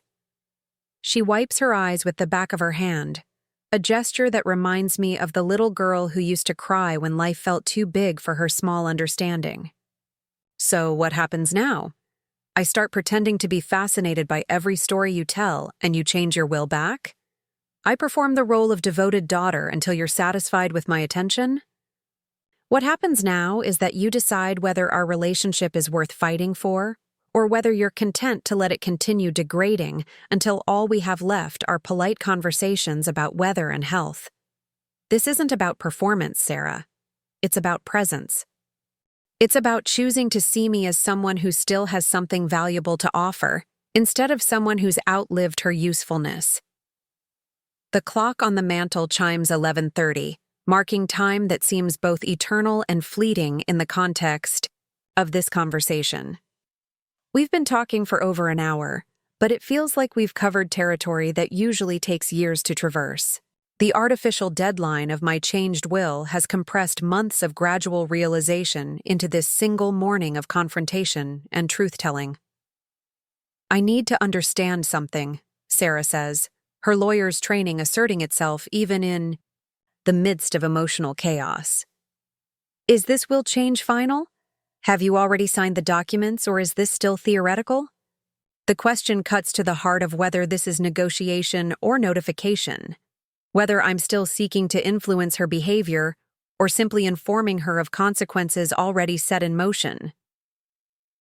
The documents are signed and filed. This isn't a threat, Sarah. It's reality. Her sharp intake of breath tells me she's grasping the full implications of what I've done, the irreversible nature of choices that seemed theoretical until this moment. You actually did it. You actually changed your will without discussing it with me first, without giving me a chance to address your concerns before you took such drastic action. I tried to discuss my concerns with you for months, but you weren't listening then either. Every time I attempted to talk about what was happening between us, you deflected with explanations about your busy schedule, or promises to do better that never led to actual change. This conversation we're having right now is the most honest communication we've had in years. She stands again, but this time her movement seems aimless rather than purposeful, as if her body can't find a position that accommodates the emotional weight she's carrying. I feel like I'm being ambushed, like you've been planning this attack, while pretending everything was normal between us. Everything wasn't normal between us, Sarah. That's exactly the problem. We've been going through the motions of family relationship without the substance, performing connection without experiencing it. I wasn't planning an attack. I was planning a wake-up call.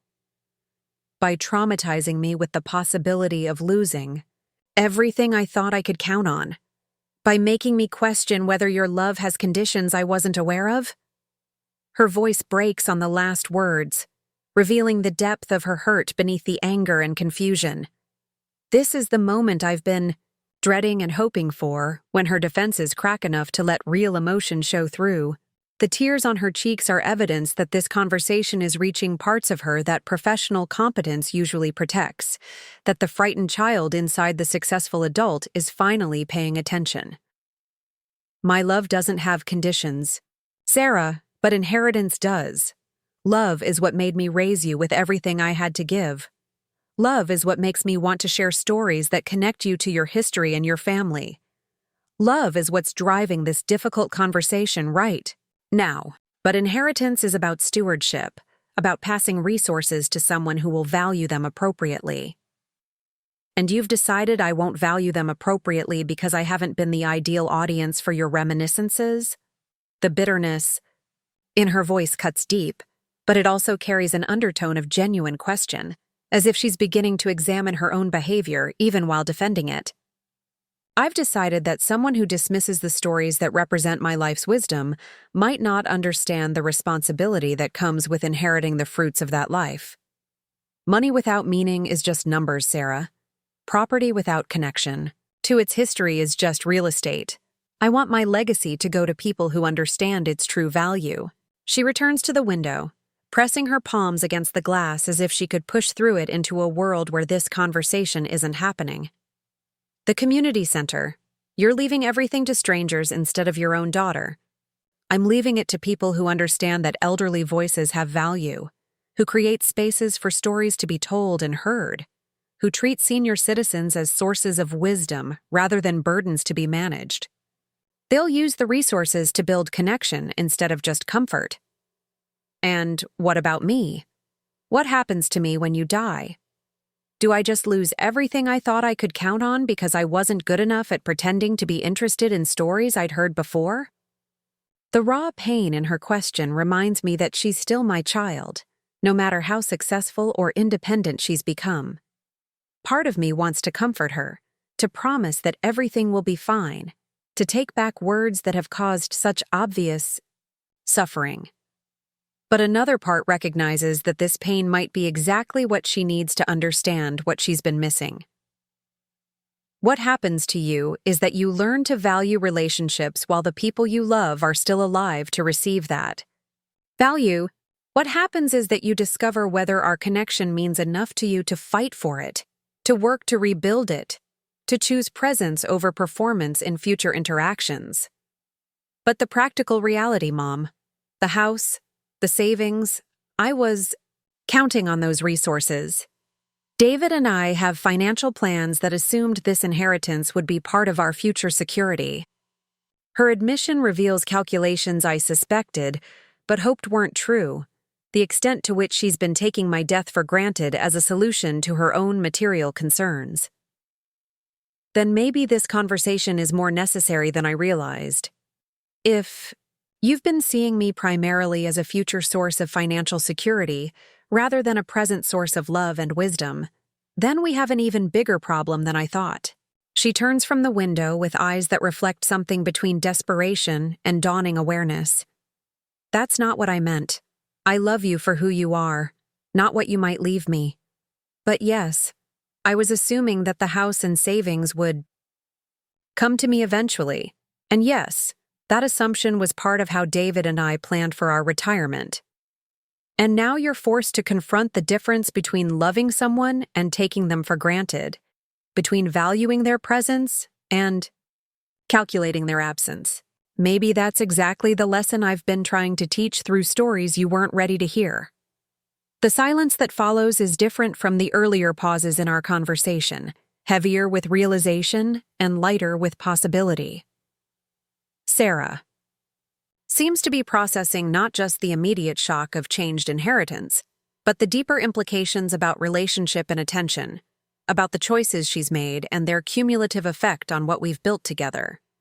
I think I need some time to process all of this, she finally says, her voice quieter than it's been since this conversation began. This isn't what I expected when I came here today, and I'm not sure how to respond appropriately. Take all the time you need, sweetheart. But while you're processing, I want you to consider this. Every story I've tried to tell you contains love disguised as memory, wisdom disguised as repetition, connection disguised as conversation. When you dismissed those stories, you were dismissing my attempts to give you the most valuable things I possess. She nods slowly, her lawyer's mind working through implications while her daughter's heart grapples with emotions too complex for easy resolution. I should probably go now. I need to think about everything you've said, about what this means for us going forward. Of course, but Sarah? I wait until she meets my eyes before continuing. This conversation isn't ending our relationship. It's trying to save it. Whatever you decide about how to respond to what I've told you, know that my door is always open, and my love for you is unchanged." She moves toward the hallway with the careful steps of someone navigating unfamiliar terrain, her usual confidence replaced by uncertainty that makes her seem younger and more vulnerable. At the doorway, she pauses without turning around. The story about Dad's letter from his commanding officer, was that real? The spirit of it was real. Your father was exactly the kind of man who earned that kind of recognition, who understood that trust is earned through choices that honor other people's needs. But the specific letter was a device to help you understand what I needed to tell you today. She nods without visible surprise, as if she suspected as much, but needed confirmation. "I'll call you later in the week, after I've had time to think about all of this. I'll be here whenever you're ready to talk." The front door closes behind her with unusual gentleness, as if she's afraid that slamming it might shatter something fragile that we're both trying to preserve. Through the window, I watch her sit in her car for several minutes before starting the engine, her head resting against the steering wheel in a posture of exhaustion or prayer. When she finally drives away, I remain at the window watching until her car disappears around the corner, carrying my daughter toward whatever reckoning awaits her in the hours and days ahead. The house settles into silence around me, but it's a different silence than usual. Not empty, but expectant, holding space for possibilities that didn't exist before this morning's conversation. I clear the brunch dishes mechanically, my hands performing familiar tasks while my mind processes what we've accomplished and what we've risked. The food Sarah barely touched speaks to the shock that overwhelmed appetite, the disruption of normal pleasure by abnormal revelation. But she stayed for the entire conversation, engaged completely even when that engagement brought pain. This is what I've been missing in our recent interactions. Her full presence, her complete attention, her willingness to grapple with difficult emotions rather than deflecting them with distraction or dismissal. Today's conversation was painful for both of us, but it was also real in ways our weekly visits haven't been for months. The afternoon stretches ahead with time that feels different than usual, charged with anticipation rather than weighted with emptiness. Change is in motion now, consequences are unfolding, and whatever happens next will be shaped by Sarah's response to truths she can no longer ignore or dismiss. I settle into Harold's chair with tea that has grown cold, but the familiar ritual comforts me even when the beverage doesn't. The Cardinal will return tomorrow morning at 8:15, faithful to its routine regardless of human drama, reminding me that some constants endure even when everything else shifts. And maybe that's enough for today, to have spoken the truth. That needed speaking, to have created space for change that might lead to healing, to trust that love sometimes requires the courage to risk everything in service of saving what matters most. The week that follows passes in a suspension of ordinary time, each day marked by the absence of Sarah's call and the presence of my own second-guessing.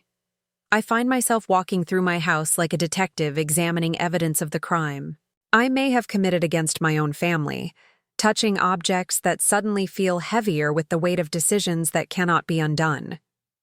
Wednesday brings an unexpected visitor when David appears at my door during his lunch break, his usually composed demeanor cracked by stress lines around his eyes. He's never visited me alone before, and his presence on my doorstep carries the formality of diplomatic mission rather than social call. I invite him in for coffee, though we both understand this isn't a casual conversation. "Mrs. Campbell, I hope you don't mind me stopping by unannounced. Sarah has been struggling with your conversation on Sunday, and I thought maybe we could talk." His voice carries the careful neutrality of someone trying to mediate a conflict he doesn't fully understand, the tone of a man who loves my daughter, but finds himself navigating family dynamics that predate his relationship with her. I pour coffee into Harold's good cups, honoring the significance of this moment, even though my hands shake slightly with nerves. David settles into the chair Sarah usually occupies, but his larger frame changes the entire dynamic of my kitchen. making everything feel smaller and more charged with masculine energy that reminds me of Harold's presence in ways both comforting and painful.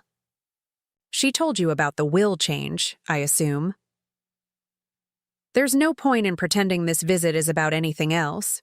No value in small talk when larger truths demand attention. She did, and I have to say I'm trying to understand your perspective. But I'm also concerned about the impact this is having on her emotional well-being. His words choose diplomacy over accusation, but I hear the underlying message about damage I've caused to someone he's sworn to protect. I'm concerned about her emotional well-being too, David.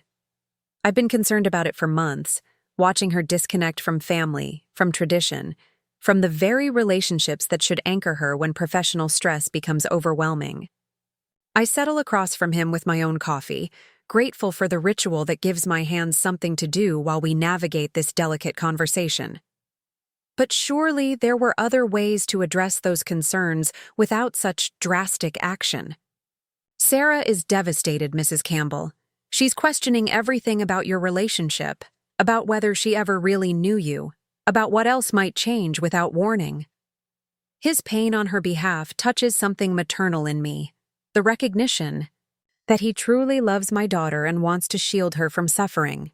Sometimes drastic action is the only thing that breaks through years of gradual disconnection.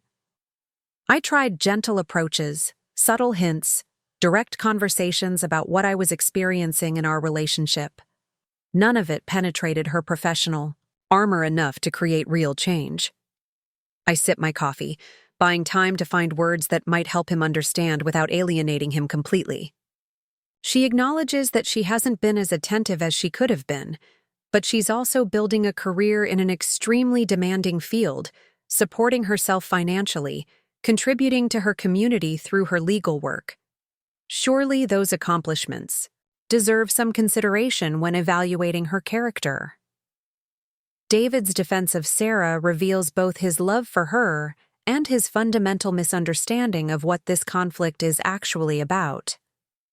He sees professional achievement as evidence of good character, success as justification for relational shortcuts, accomplishment as credit that should offset other deficits.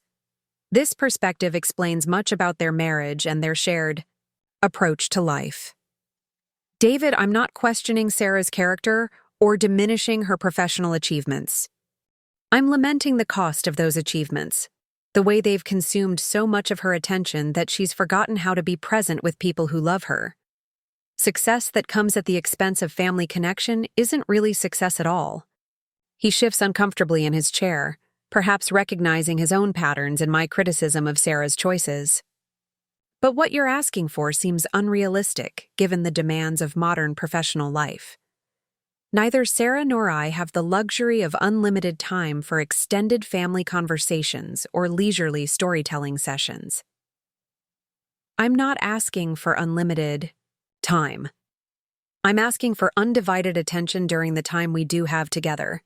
I'm asking her to put away her phone during our visits, to engage with what I'm saying instead of just waiting for her turn to speak, to recognize that my stories contain wisdom worth receiving rather than just nostalgia worth tolerating. The may. Silence that follows carries the weight of recognition, as if David is finally grasping the specific nature of my complaint rather than dismissing it as generic elderly neediness. He stares into his coffee cup as if it might contain answers to questions he's just beginning to formulate. She does love you, Mrs. Campbell. I know that with absolute certainty. When she talks about her childhood, about the sacrifices you and Harold made for her education and opportunities, her gratitude is genuine and deep. I think she just doesn't know how to express that gratitude in ways you can recognize. I believe she loves me, David. But love without attention is just sentiment. Affection without engagement is just politeness. When someone consistently demonstrates through their behavior that your voice doesn't matter to them, their declarations of love begin to feel hollow. He nods slowly, his lawyer's mind working through the logic of my position, even as his husband's heart resists its implications. So what happens now? Is this irreversible, or is there some path toward reconciliation that doesn't require Sarah to completely transform her personality and lifestyle? The question cuts to the heart of what I've been wondering myself throughout this long week of waiting.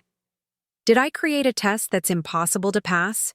A standard that requires fundamental personality change rather than simple behavioral adjustment? Or am I asking for something so basic, genuine attention during our time together, that any reasonable person should be able to provide it? What happens now depends on Sarah's response to what she's learned about the consequences of taking people for granted. If she's willing to examine her behavior and make real changes in how she engages with family, then we can rebuild our relationship on a foundation of mutual respect. If she's only willing to perform temporary improvement until the crisis passes, then we're better off with honest distance than false connection. David drains his coffee cup and stands with the careful movements of someone preparing to deliver difficult news. I should tell you that Sarah is considering challenging the "will change legally." She's researched grounds for contest, questioned whether you were under duress or experiencing diminished capacity when you made these decisions.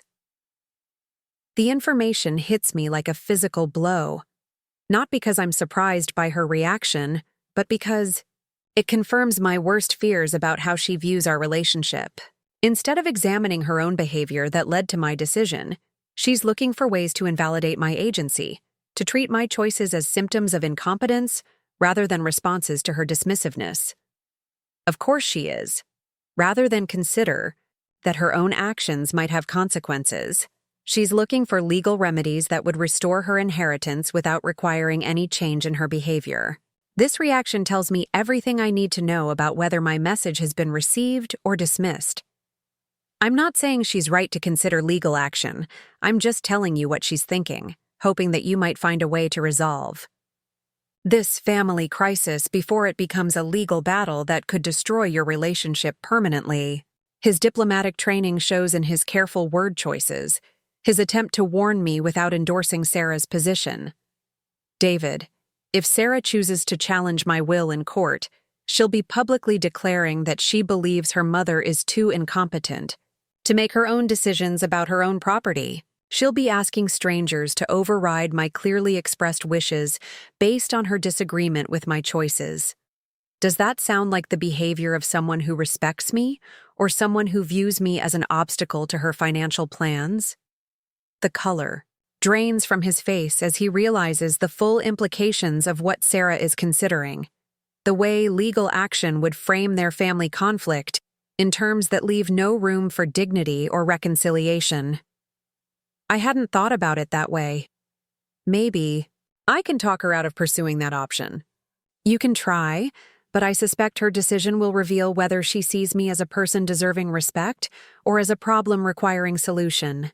Either way, I'll finally have clarity about where I stand in her priorities. After David leaves, I sit in my kitchen surrounded by the echoes of conversations that feel like diplomatic negotiations rather than family discussions. The fact that my son-in-law felt compelled to serve as intermediary speaks to the depth of estrangement that my revelation has created, the way truth-telling can sometimes widen chasms even when it's intended to bridge them. Thursday evening brings the call I've been expecting and dreading, Sarah's voice carrying the formal tone she uses for difficult professional conversations. There's no small talk, no pretense that this is anything other than confrontation disguised as communication. Mom, I've been thinking about our conversation on Sunday, and I need you to understand something. What you've done feels like emotional blackmail, using inheritance as a weapon to force behavioral changes you couldn't achieve through normal communication. Her opening salvo cuts straight to the accusation I've been defending against in my own mind all week. The possibility that my actions are manipulation rather than consequence, punishment rather than teaching. But her choice to frame this as my failure rather than examining her own role confirms that she's learned nothing from the shock I hoped would create insight. Sarah, what you call emotional blackmail, I call natural consequence. When someone demonstrates through their behavior that they don't value what you're offering, you stop offering it. When someone treats your voice as background noise, you find other places to direct your energy and resources. But you're my mother. That relationship comes with unconditional love and support, not conditional inheritance based on my performance, as an audience for your stories. Her voice carries the wounded indignation of someone who's discovered that privileges they took for granted actually require ongoing earning. My love for you is unconditional, Sarah. It doesn't change based on your behavior, your choices, or your attitude toward me. But inheritance isn't love, it's stewardship. It's passing resources to someone who will use them wisely and value them appropriately. Those are very different things. So you've decided I won't value them appropriately because I haven't been enthusiastic enough about your reminiscences? Because I've been distracted during our visits by work pressures you don't understand? The bitterness in her voice reveals how little she's learned from our confrontation, how thoroughly she's missed the point about presence and attention. I've decided that someone who dismisses the stories that represent my life's wisdom might not understand the responsibility that comes with inheriting the fruits of that life. Someone who can't be present for conversations with living family members might not be the right steward for family resources. The silence that follows stretches long enough for me to wonder if the call has been disconnected. But then Sarah's voice returns with a coldness that chills me more than her anger ever could. I want you to know that I'm exploring legal options. For challenging this will change. I believe you were under emotional duress, or possibly experiencing cognitive decline when you made these decisions.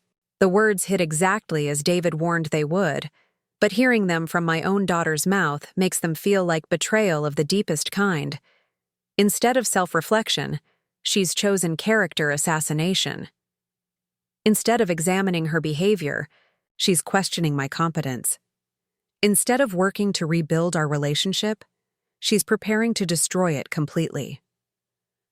Let me make sure I understand, Sarah. Rather than consider that your dismissive behavior toward me might have natural consequences, you're planning to argue in court that I'm too mentally incompetent to control my own property? You're going to ask strangers to declare that your mother's clearly expressed wishes should be overruled because you disagree with her decisions. I'm going to argue that the mother who raised me with love and wisdom wouldn't suddenly become vindictive and cruel without some external factor affecting her judgment. The woman who taught me about family loyalty wouldn't disinherit her only child over minor communication issues. Her words reveal the fundamental disconnect between how she sees our relationship and how I've been experiencing it. What I call months of growing dismissal and disconnection, she labels minor communication issues. What I see as natural consequences for behavior that devalues family connection, she frames as sudden vindictiveness. We've been living in completely different versions of the same story. Sarah, the mother who raised you with love and wisdom, is exactly the person making these decisions. I'm trying to teach you the same lessons I've been teaching your whole life. That relationships require investment, that love demands attention, that respect must be demonstrated through behavior, not just claimed through words. By threatening to take away everything I thought I could count on? By making me question whether your love has conditions I was never told about? Her voice breaks slightly, revealing the frightened child beneath the angry attorney, the daughter who's discovering that even maternal love has limits when respect disappears. By creating consequences for choices you've been making for months, without considering their impact on our relationship. You've been taking my presence for granted, dismissing my attempts at connection, treating our time together as an obligation rather than an opportunity. This will change simply aligns my actions with the value you've placed on our relationship. That's not fair, Mom. I've been dealing with enormous pressure at work, fighting for partnership, managing cases that require constant attention. I may not have been as emotionally available as usual, but that doesn't mean I don't love you or value our relationship. Being emotionally unavailable isn't a temporary condition caused by work stress, Sarah. It's a choice you make about where to direct your energy and attention. You've chosen to give your best self to your career, and your leftover self to your family. That choice has consequences. The conversation continues for another 20 minutes, covering the same ground in increasingly painful circles. Sarah's position remains unchanged. My expectations are unreasonable. My reactions are extreme. My decisions are evidence of impairment rather than agency. She's determined to see herself as victim of my vindictiveness, rather than participant in relationship breakdown that required both our choices to create. When we finally hang up, I sit in my darkened kitchen feeling the full weight of what I've accomplished and destroyed. The Cardinal will arrive tomorrow morning at 8:15, faithful to its routine regardless of human drama, but everything else in my world has shifted beyond recognition. I've forced a confrontation that revealed truth, but that truth is more painful than the comfortable lies we were telling ourselves before. Friday morning brings unexpected redemption in the form of Sarah's car in my driveway at 7:30, 45 minutes before the Cardinal's scheduled appearance. I watch from my bedroom window as she sits motionless behind the wheel for several minutes, gathering courage or composing arguments I can't know from this distance. When she finally approaches my door, her steps carry hesitation rather than the confident stride that usually announces her arrival. I open the door before she can knock, and the face I see belongs to my daughter rather than the attorney who's been negotiating with me all week. Her eyes are red with tears she's been crying, her usually perfect appearance disheveled by sleepless nights and emotional exhaustion. This is the child who used to crawl into my bed during thunderstorms, who needed comfort more than solution, when life became overwhelming. "Mom, I need to tell you something. I need to tell you about Harold's real letter." The words confuse me because I think she's referring to the fictional Navy correspondence I used to frame our Sunday conversation. But she reaches into her purse and withdraws an envelope yellowed with age, her hands shaking as she unfolds a piece of paper that's clearly been read many times. I found this in Dad's desk when we were cleaning out his study after the funeral. I kept it because it was so beautiful, so perfectly him, but I never told you about it because I thought it would make you sad. She hands me the letter with the reverence reserved for sacred objects, her voice dropping to whisper. "It's his last letter to you, the one he wrote when he knew he was dying, but you were at the grocery store."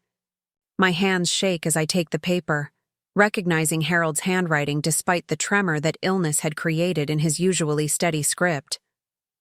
The letter is brief, just a few paragraphs, but every word carries the weight of a man who knew he was running out of time to say what mattered most. "My dearest Judy," it begins. "If you're reading this, it means I couldn't find the courage to say these words to your face while I still had breath to speak them.